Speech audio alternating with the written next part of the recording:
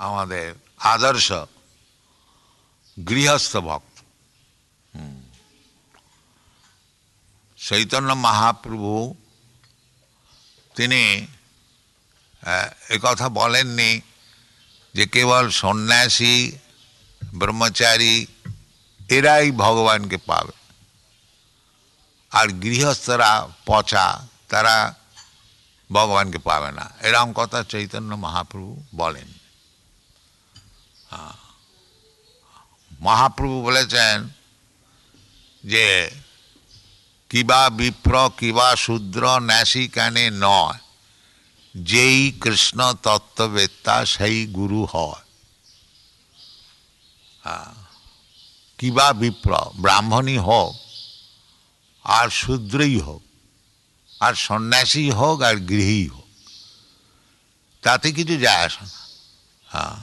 যেই কৃষ্ণ তত্ত্ববেত্তা, যে ব্যক্তি কৃষ্ণতত্ত্ব জানে, কৃষ্ণ কি বস্তু, কৃষ্ণকে কি করে দেখতে হয়, কৃষ্ণকে কি করে জানতে হয়, এই সব কথা যিনি জানেন তিনিই গুরু। তো সেই গুরু হচ্ছে ভক্তিবিনোদ ঠাকুর। তিনি গৃহস্থ ছিলেন, শুধু গৃহস্থ নন, বড় গভর্নমেন্ট অফিসার, ম্যাজিস্ট্রেট। ম্যাজিস্ট্রেট ছিলেন, তাকে দিনের বেলা কোর্টে যেয়ে বিচার করতে হতো, এবং গৃহস্থ ছিলেন আরও সব ছেলেপুলে মানুষ করা, ছেলেদেরকে এডুকেশন দেওয়া, মেয়েদের বিয়ে দেওয়া, তাদের জন্য টাকা রোজগার করা, এইসব তো থাকবেই গৃহস্থের। এইসব থাকা সত্ত্বেও তিনি হচ্ছেন আমাদের আচার্য গুরু। তিনি এমনভাবে কাজ করতেন যে ভগবানের সেবাটা সেইটাই মধ্যস্থ রেখেছিলেন। তিনি অফিস থেকে কোর্ট থেকে আসতেন, এসে মুখ হাত পা ধুয়ে যৎকিঞ্চিৎ যা খাবার খেয়ে নিতেন, নিয়ে 8টার সময় তিনি শুতে যেতেন, আর 4 ঘন্টা পরে রাত্রির 12টার সময় উঠে পড়তেন, উঠে বই লিখতেন। He used to go to bed at 8 o'clock and rise up at 12 o'clock, and he used to write books. So that was এইভাবে তিনি জীবনযাপন করতেন। যে আমাদের গৃহস্থের কাজ অনেক আছে, কিন্তু তিনি এমনভাবে সেগুলি সব বিভাগ করে নিয়েছিলেন যে তার কৃষ্ণ ভজনে কোনো বাধা হতো না। তা আমাদেরও সেই রাম করতে হবে। যদি আমরা হরিভজন করতে চাই, তা আমাদের গৃহস্থলী কাজকর্ম অনেক কিছু আছে, সেগুলো আমরা বাদ দিতেও পারবো না, কারণ এটাও অন্যায় যে ছেলেপুলে হয়েছে তাদের কিছু দেখবো না, তাদের কিছু করবো না। অবশ্য যদি অসম্ভব হয়, সে আলাদা কথা, তা নাহলে এইসব কাজ করা উচিত। সকল গৃহস্থের তার দেখা উচিত। মা বাপ না যদি ভালো না হয়, তাহলে ছেলে কী করে ভালো হবে? যে ভক্তিবিনোদ ঠাকুর এই রকম গৃহস্থ ছিলেন বলে তিনি এই ভক্তি সিদ্ধান্ত সরস্বতীর মতন ছেলেকে জন্ম দিয়েছেন। এই যে ভক্তি সিদ্ধান্ত সরস্বতী গোস্বামী আমাদের গুরুদেব, তিনি হচ্ছেন ভক্তি বিনোদ ঠাকুরের পুত্র।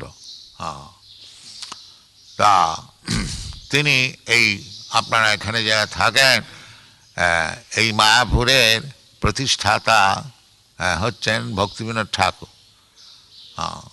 আমাদের নবদ্বীপেতে সকলেই ভুলে গেছিল যে মহাপ্রভুর জন্মস্থানটা কোথায়।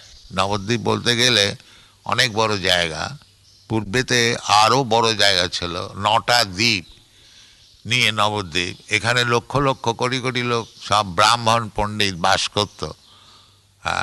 500 বছর পূর্বেতে এটা হচ্ছে লেখাপড়া শেখবার একটা বড় জায়গা নবদ্বীপ।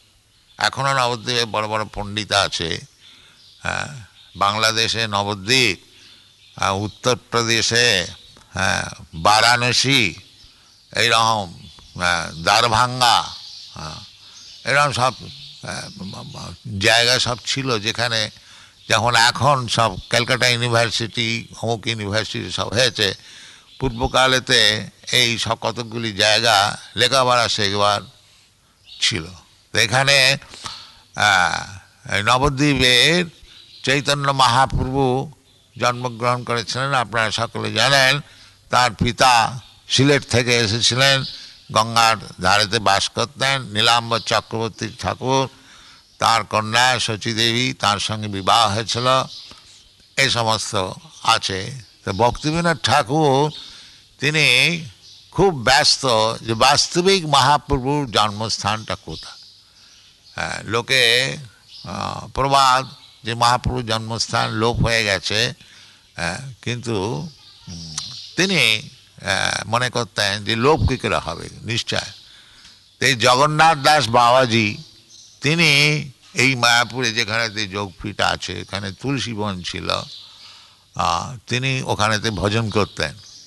তিনি ভক্তিবিনোদ ঠাকুরকে বলেন যে এইটি হচ্ছে মহাপ্রভুর জন্ম। তো মহাজন জিনগতস্য পন্থা, জগন্নাথ দাস বাবাজি মহারাজ তার অনেক বয়স হয়েছিল, কেবল হরিনাম করতেন। তিনি বৃন্দাবনে ছিলেন, তারপরে এখানে এসে বাস করতেন। সে তার কথানুসার ভক্তিবিনোদ ঠাকুর এই জায়গাকে উন্নতি করবার জন্যে আপ্রাণ চেষ্টা করেছিলেন। তিনি যতটা সম্ভব তার অর্থভিত্তির দ্বারাতে এখানে জায়গা সংগ্রহ করেছিলেন। তারপরেতে একটা ধাম প্রচারিণী সভা তৈরি করেছিলেন, যে সকলে এ বিষয়েতে একটুখানি ইন্টারেস্ট নেন, নিয়ে ভালো করে হয়। আর তিনি এটাও আশা করেছিলেন যে এইখানেতে মহাপ্রভুর কথাটা কোনো তো দোলও কথা না, যে এক একটা লোকের যেমন দল আছে, আজকাল অনেক সব দল হয়েছে, অমুকের দল, অমুকের দল, অমুকের দল, আর সেই সবগুলো ধোঁকাবাজিগুলো ধর্ম নামে চলছে। সেই জন্যে ভাগবত বলেছেন, এবং তার ভাষান্তর করে আমাদের বৃন্দাবন দাস ঠাকুর বলেছেন যে পৃথিবীতে যাহা কিছু ধর্ম নামে চলে, ভাগবত কহে তাহা পরিপূর্ণ ছলে। এই পৃথিবীতে যে ধর্ম নামে যেসব দেশ চলছে, যে আমাদের এই ধর্ম, আমাদের এই ধর্ম, এগুলি সব বঞ্চনা। ধর্ম কখনো আলাদা হতে পারে। যেমন সোনা, সোনা যদি কেউ বলে এটা হিন্দু সোনা, এটা মুসলমান সোনা, এটা খ্রিস্টান সোনা, এ আবার হয় নাকি? সোনা সোনা, সোনা আবার হিন্দু আর মুসলমান খ্রিস্টান হয় নাকি? না, এটা হচ্ছে ভ্রম, এইগুলো হচ্ছে চিঠি। যেমন আমাদের এই কলেজ স্ট্রিটে কলকাতায় হিন্দু পাঁটার দোকান, পাঁটা খাবে, মাংস খাবে, সে আবার হিন্দু আর মুসলমান আর কি, কিন্তু তিনি হচ্ছেন শুদ্ধ হিন্দু পাঁটা খান। এই সব চলছে। তো এইগুলি সব ছেড়ে দিতে হবে।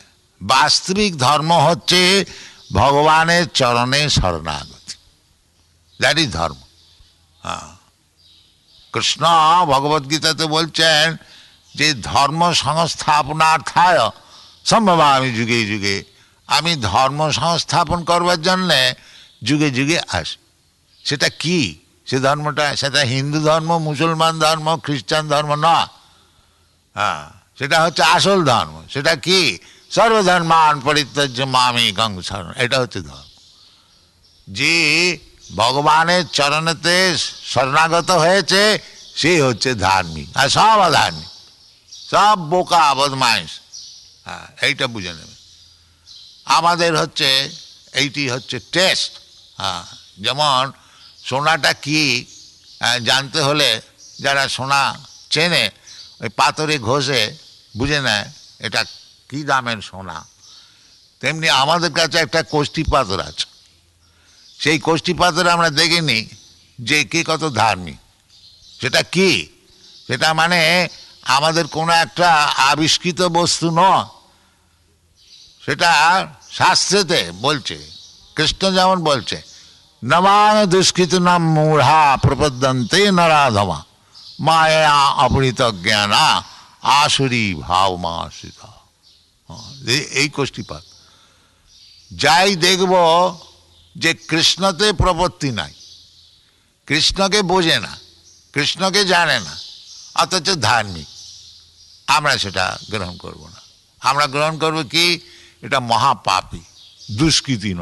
দুষ্কৃতিন মানে মহাপাপ, কেবল পাপ কার্য করে। সে এই ক্লাস লোক যারা কেবল পাপ কাজ করছে, যারা বোকা মূঢ়া, নমাং দুষ্কৃতিন মূঢ়া নরাধমা, মনুষ্য সমাজের মধ্যে অত্যন্ত হেয় নরাধম, আর মায়া অবৃত। মানে এই লোকটা এত বিদ্যান ইউনিভার্সিটিতে এত সব পাস টাস করেছে, আর আপনারা একে বলছেন যে মহাপাপী, বোকা, নরাধম। আমরা বলছি না, বলছি